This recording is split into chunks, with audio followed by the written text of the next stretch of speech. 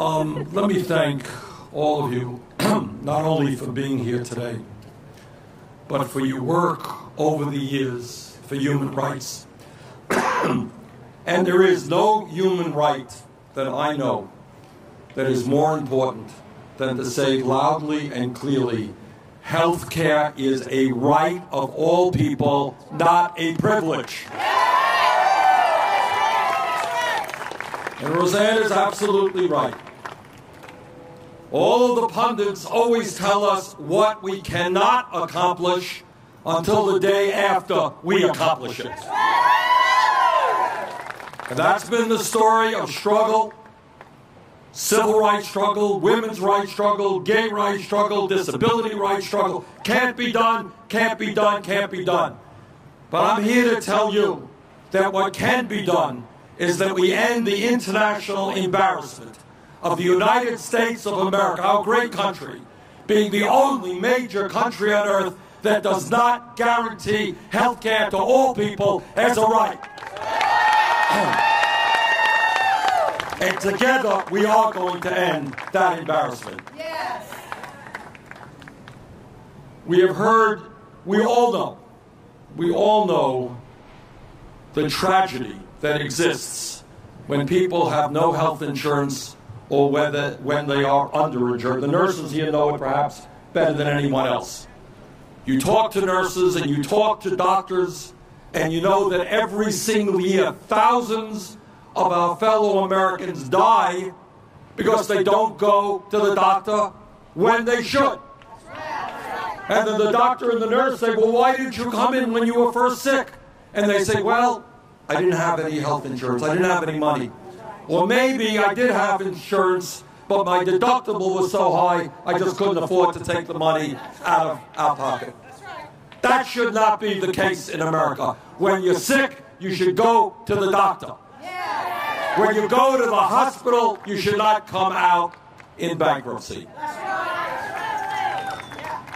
Now, all of us know, and we're here today to mark the 50th anniversary of Medicare, one of the most successful programs in the history of the United States. And let's remember, let's never forget the situation before Medicare was established. And that situation was that if you were old and sick and poor, you had no options. You died or you suffered. And Medicare has gone a long, long way in addressing that issue. Today, thanks to Medicare, 51 million seniors and people with disabilities have health insurance coverage. The senior poverty rate has plummeted, and seniors are living healthier, longer lives. We must never, ever go back to the days when older Americans could not get the health care they needed because they could not afford it. We are not going back.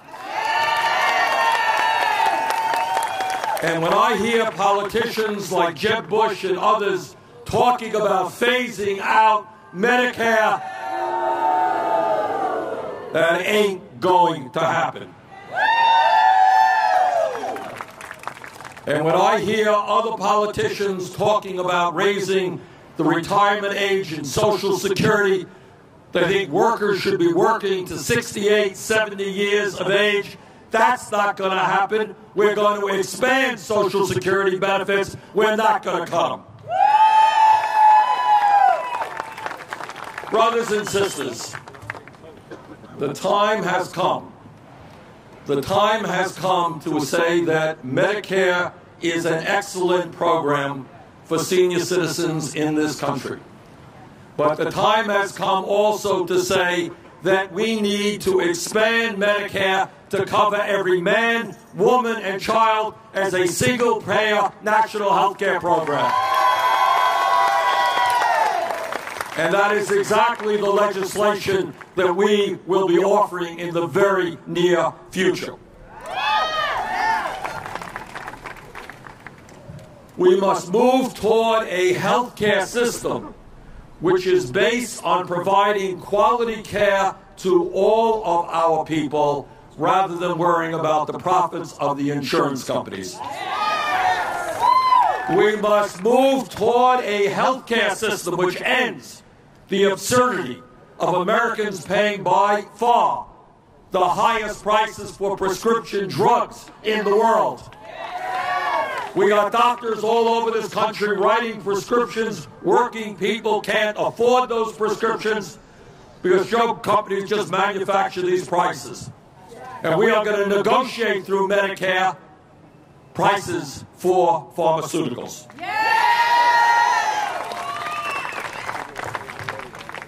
So let me just conclude by saying this.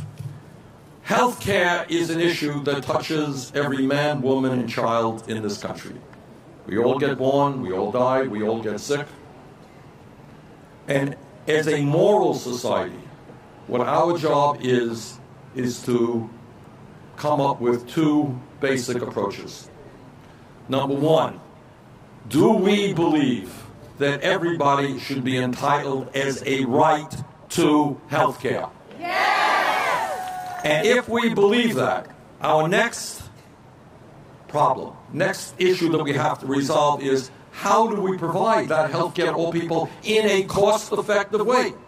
Do we want insurance companies and drug companies to be ripping off the system? No! Do we want executive CEOs of insurance companies to be making millions and millions of dollars in salaries? No! Drug companies to be making outrageous profits when people can't afford their products? No! So we are going to address those two issues. We're going to say loudly and clearly that every person in this country will have health care. We're going to do it in a cost-effective way, and that is a Medicare for All single-payer program. Thank you all very much.